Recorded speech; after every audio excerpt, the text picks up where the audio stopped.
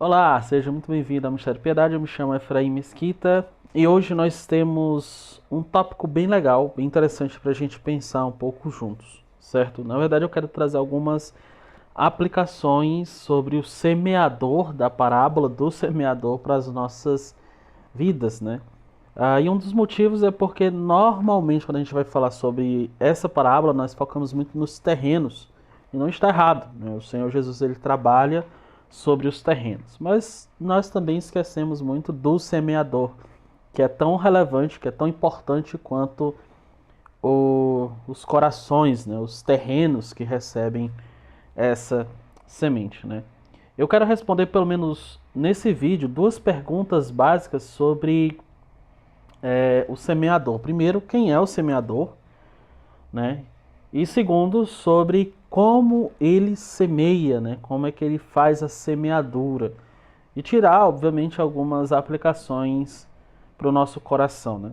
Eu vou tentar resumir um pouco da pregação que eu fiz para a minha igreja local sobre isso e trazer uma aplicação um pouco mais geral para as nossas vidas, para a gente sermos semeadores mais bíblicos e mais esperançosos também, certo? E também tirar um pouco da sujeira que há no nosso coração sobre o trabalho de evangelização.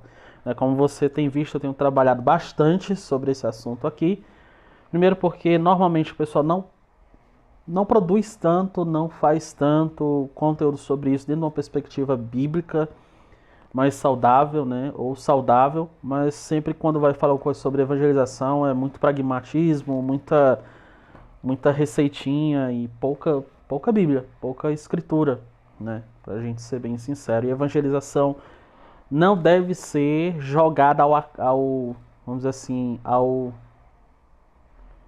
jogada assim da maneira que o pessoal faz, né? Na verdade, a teologia da evangelização e o que a Bíblia fala sobre a evangelização é tão importante quanto a própria evangelização para a gente sermos fiéis a Deus no compartilhamento da sua palavra, certo? Então, eu gostaria de trazer aqui algumas explicações sobre os dois pontos que eu falei, né? Primeiro, quem é, né?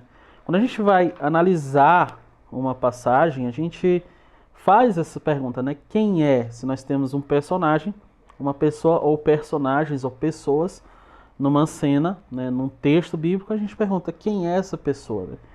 Em segundo lugar, quando a gente vai analisar, por exemplo, evangelhos, pelo menos os sinópticos, né, que são os evangelhos parecidos, como Mateus, Marcos e Lucas, nós vamos para as passagens paralelas, caso haja, para entender um pouco sobre aquela passagem. Quando a gente vai analisar também um texto, é importante a gente localizar passagens semelhantes, né, do mesmo ensino, com as mesmas expressões que significam a mesma coisa, obviamente, dentro de um texto bíblico, né? Então, essa passagem que nós temos de Marcos 4:3, que diz: Ouvi, eis que saiu o semeador a semear, nós fazemos essas perguntas, essas questões, né? Então, nós perguntamos: quem é esse semeador, né? E quando a gente vai analisar um pouco tanto os outros evangelhos quanto outras passagens, nós temos pelo menos duas respostas. Por exemplo, a primeira, que nós entendemos claramente, que o semeador excelente é o Senhor Jesus Cristo, como diz em Mateus 13:37, né? O semeador é o filho do homem, né? E quando a gente vai para outras passagens bíblicas sobre semeadura, a gente identifica primeiro que é a semente. A semente é a palavra de Deus. A semente é o evangelho de Deus, certo?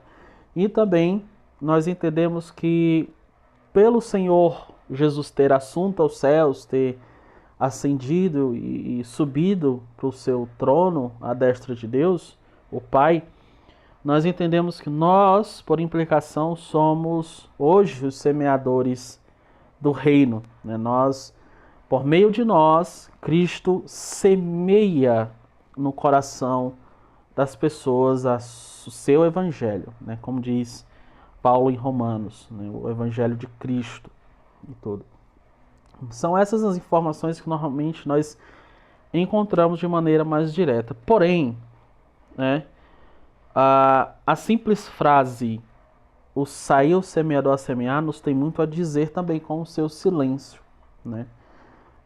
O Senhor Jesus, em primeiro lugar, não fala o nome do semeador, por mais que a gente, pesquisando, a gente encontre significados mais específicos, né? Como ele é o semeador, como nós somos semeadores, mas perceba, somos nós, né? Não há um nome de ninguém específico, né? O semeador não tem nome aqui, porque na verdade não é o nosso nome que importa, né? O que importa é o nome de Deus, né? O nome de Jesus, como dizem Atos, que foi dado o nome acima de qualquer outro nome, né?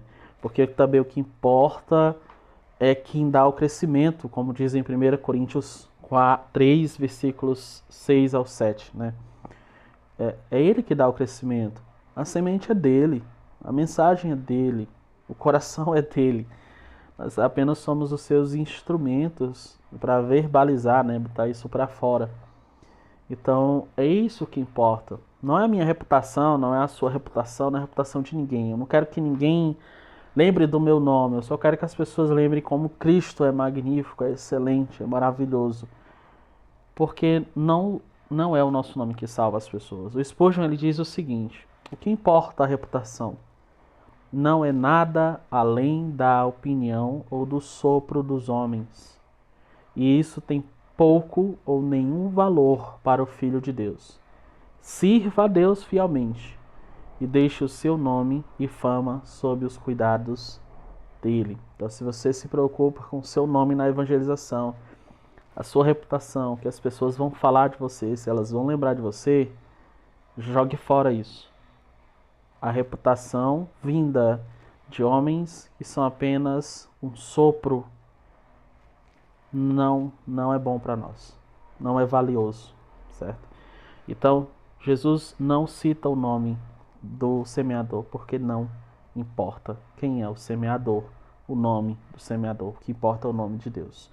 Segundo, Jesus também não falou se o semeador tinha uma grande formação ou não. Você não encontra no versículo ele dizendo, nossa, esse semeador que ele tem doutorado, mestrado, bacharel em teologia, ele, sei lá, leu 300 mil livros, 400 mil livros, porque realmente não importa se você tem um grau, se você tem formação, se você é um grande orador, uma grande oradora.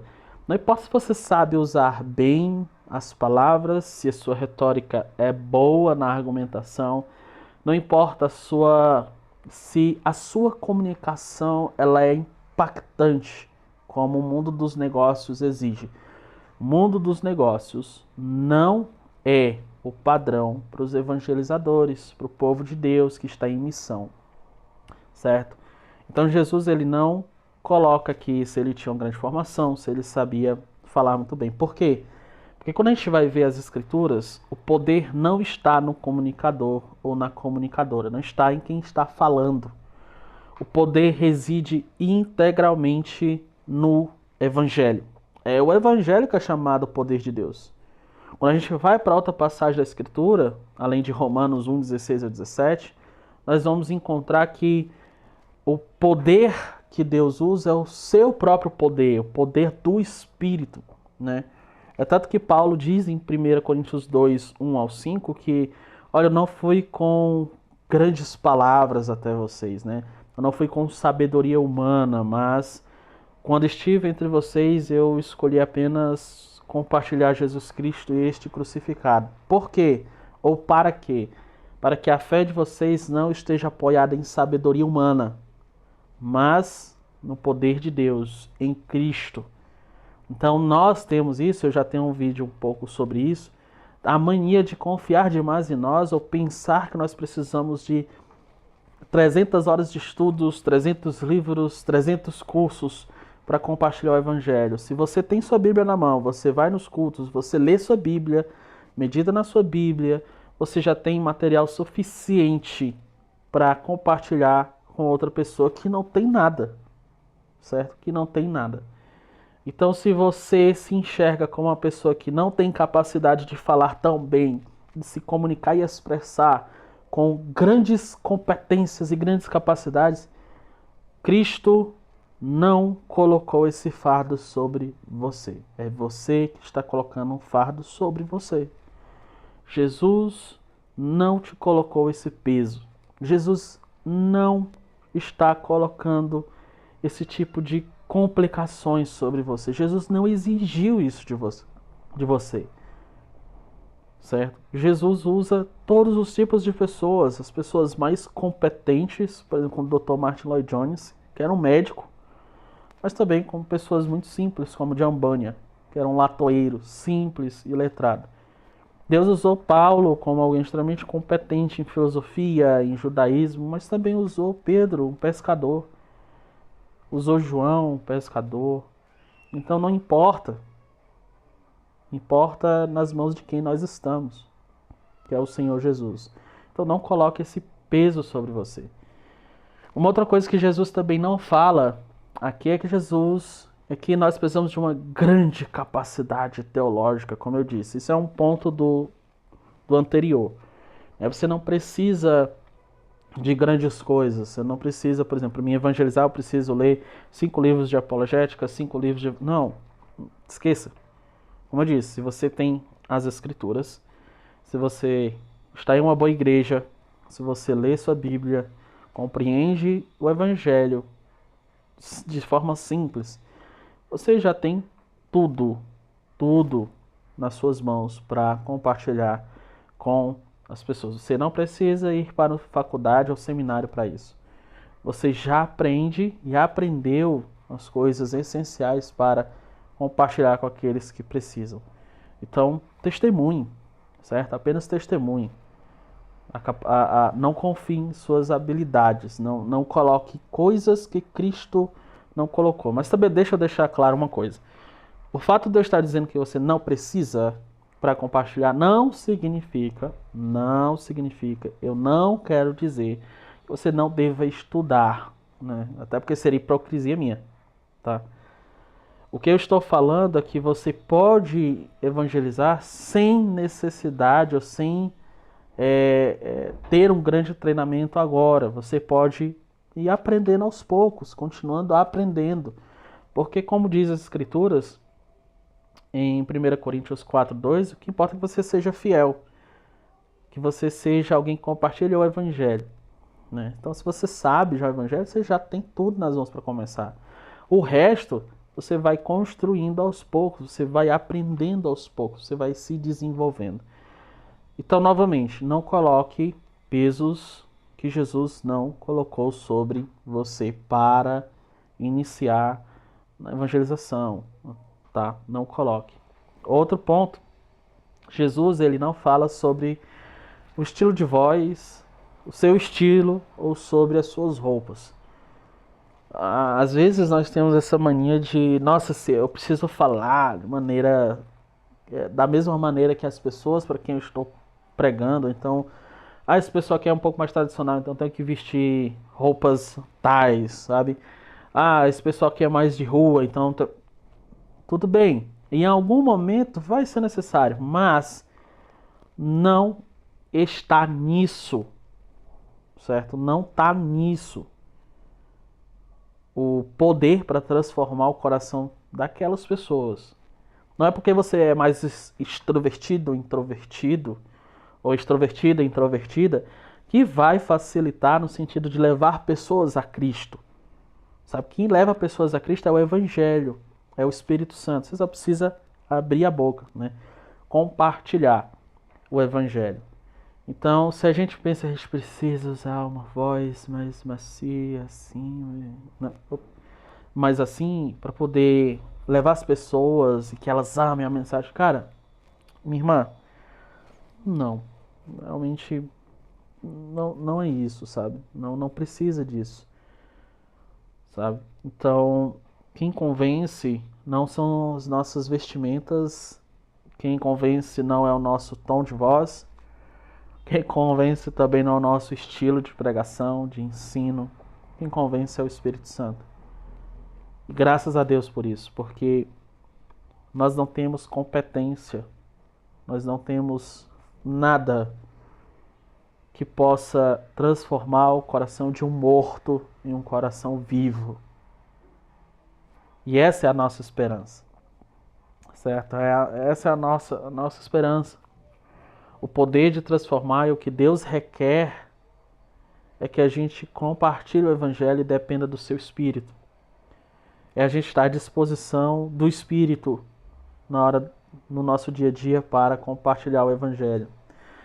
Então, minha irmã, meu irmão, não se compare com pregadores, tá bem? Certo? Não se compare com eles. Não se compare com YouTubers, não se compare com grandes pregadores. Eles não são o seu padrão último. Você pode gostar, pode seguir, usar argumentos, mas você não precisa ser igual. Você precisa ser você, uma pessoa transformada pelo Espírito Santo, à disposição do Espírito Santo, para levar o Evangelho. E isso já está suficiente. Deus não se importa com essas coisas. Deus usa pessoas. O método de Deus é usar pessoas. E você é uma pessoa que se encontrou com Cristo e agora tem, obviamente, à disposição pessoas para compartilhar o Evangelho de Jesus Cristo. Respondido, então, essa pergunta, quem é o semeador? E visto um pouco sobre o que Jesus não dá ênfase, a pergunta é como o semeador semeia. Como é que ele faz na prática? E ele faz pelo menos aqui 6 coisas, certo? A primeira, antes de semear, é uma coisa óbvia, lógica. Ele tem que pegar a semente no celeiro. Então, antes de anunciarmos o Evangelho, nós devemos possuir o Evangelho. Nós devemos conhecer o Evangelho por meio da leitura da palavra, estudos pessoais e igreja local. Esse é o nosso celeiro, né? Esse é a nossa fonte de sementes para compartilhar com as pessoas. Então, como nós semeamos? Primeiro, possua o Evangelho. Entenda o Evangelho. Guarde o Evangelho. Compartilhe esse Evangelho. Em segundo lugar, ele não mexe na estrutura da semente. Isso é coisa muito óbvia também. Muito óbvio. Não tem como ele mexer na estrutura. O texto não diz também que ele está mexendo na estrutura da semente, né? Então, conforme ele pegou aquela semente, ele distribui, ele sai jogando, ele sai colocando as sementes onde ele passa, né? Por onde ele passa. Então, nós devemos compartilhar o Evangelho como ele é. Nós não temos direito de adulterar o Evangelho. Nós não temos o direito de adocicar o Evangelho. Nós não temos direito de mudar nada do Evangelho. Deus quer que nós sejamos fiéis. Deus quer que nós sejamos apenas compartilhadores deste Evangelho. Então, não mude. Não adocique o Evangelho, né? Não exclua coisas do Evangelho, mas compartilhe o Evangelho de maneira integral, de maneira verdadeira, de maneira sincera, de maneira direta, objetiva e clara com as pessoas, certo? Em terceiro, o semeador sai para semear, ou seja, há uma dedicação. Ele não espera que os terrenos venham andando até ele. Ele não fica em seu conforto em casa, esperando que uma oportunidade nas redes sociais de sair e semear a semente. Na verdade, ele vai. Então, isso demanda esforço, demanda que você se programe, demanda que você se organize, demanda que você saia e demanda que você compartilhe ao sair. Então, por favor, nós precisamos sair um pouco deste conforto que nós temos como cristãos, né? Nós precisamos sair desse comodismo, né? O Keith Green, ele tem uma música que eu gosto muito, né? Muito mesmo. Eu ouço ela muito demais, né? Que é a Sleeping Delight, né? Depois você pode colocar, não sei se eu pronunciei muito bem, mas qualquer coisa você me pergunta aqui nos comentários que eu compartilho o nome com você, certo? Mas essa música, ele diz assim, nós não temos Jesus ressuscitou dos mortos, mas nós não conseguimos sequer levantarmos da cama, né? E isso é muito verdade. Nós, às vezes, sequer conseguimos abrir ou dar desculpas para evangelizarmos, abrirmos nossa agenda para compartilharmos o Evangelho.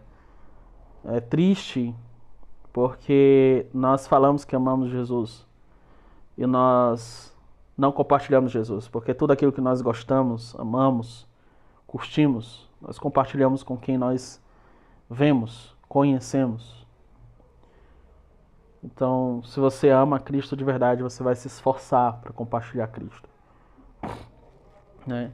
Em quarto lugar, o semeador sabia que aquele era o seu trabalho. Ele sabia que tinha isso como foco e como parte da sua função.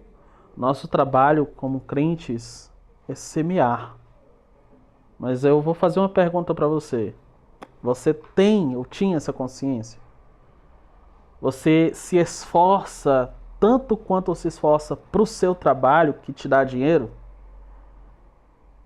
Às vezes dá vontade de dizer assim, rapaz, ou irmã, às vezes, quanto é que você quer para poder evangelizar, sabe? Entende? Porque nós encontramos muito crentes movidos por dinheiro. Se levantam por dinheiro, se esforçam por dinheiro, mas pelo reino não tem o esforço, a dedicação e o empenho, sabe? Então nós identificamos um pouco o centro do seu coração a partir disso, né? A sua profissão como cristão é semear. Deus espera que você semeie, tá? Em penúltimo lugar, o semeador semeia com confiança. Eu acho isso legal, que está no versículo 26 e o 27 de Marcos 4, que diz assim, ó. Ele dizia, o reino de Deus é assim como se um homem lançasse a semente à terra e dormisse, e se levantasse de noite ou de dia, e a semente brotasse e crescesse, não sabendo ele como, certo? A soberania de Deus no ato de compartilhar o Evangelho não deve ser usada como desculpa para fugir da responsabilidade de compartilhar o Evangelho. Ah, mas eu não sei quem são os eleitos. Ah, mas eu não sei. Deus controla tudo, sabe? Quando Ele quiser, Ele vai... Isso é, como é que eu posso dizer? Zoada de um coração preguiçoso e incrédulo. E não de um coração que tem fé, porque fé é movimento em Deus. E isso está muito em Hebreus 11. Fé implica em movimento. Quando nós vamos para Tiago, fé implica em ação. E não em estático, e não ficar parado. Então, se você tem fé na soberania de Deus, aí é que é para você evangelizar. Porque você sabe que a salvação não está nas suas mãos, e nem nas mãos das pessoas que estão ouvindo o evangelho. Está nas mãos de Deus. E isso deve ser um motivador, assim como foi o motivador para William Carey, né, o pai das missões modernas, um batista, que cria firmemente na soberania de Deus. Isso foi um propulsor, né, uma turbina para o seu coração. Então isso deve ser uma turbina para você. Você não devia temer ninguém, porque Deus está no controle de tudo. Deus governa todas as coisas. Toda a autoridade foi dada para o nosso Senhor Jesus Cristo. Isso deve te movimentar de uma forma magnífica, sabe? Espetacular. Mas nós usamos como desculpas, como impedimento. Não deixe isso acontecer. Você deve ter a mesma atitude aqui. Você deve semear. E depois de semear, com trabalho, descansar. Porque não está nas suas mãos. Fazer com que a semente cresça, floresça, avance. Está nas mãos do seu Senhor. E é as melhores mãos para estar. É o melhor lugar para estar. O seu trabalho é só semear.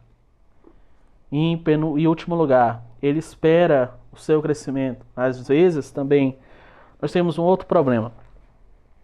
Enquanto nós temos a soberania de Deus, nós temos o problema do seguinte: todo mundo odeia Deus, ninguém quer. Ok, realmente é isso.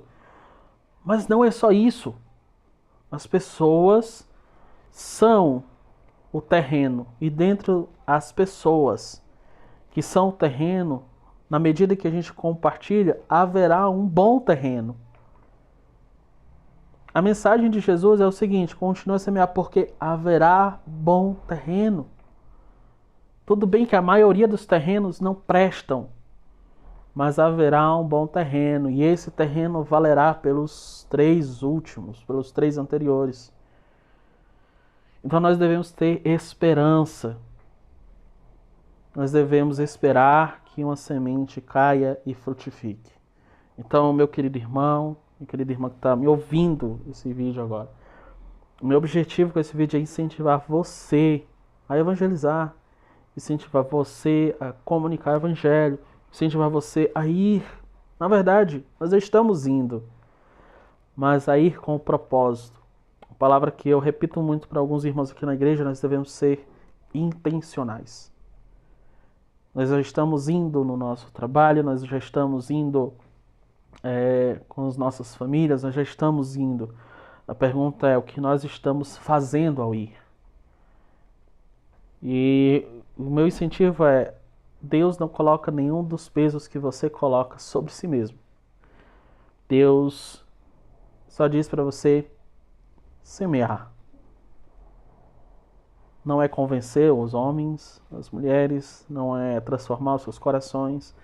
Deus não exige de você uma boa voz, Deus não exige de você de formação, Deus não exige de você ser uma excelente oradora, um excelente orador. Deus só exige, só quer que você seja o que você é, um semeador, uma semeadora. Certo? E ser semeador não é difícil, não é impossível, não é pesado, não é complicado, não requer diplomas, nada. Só requer que você abra a sua boca e compartilhe o Evangelho.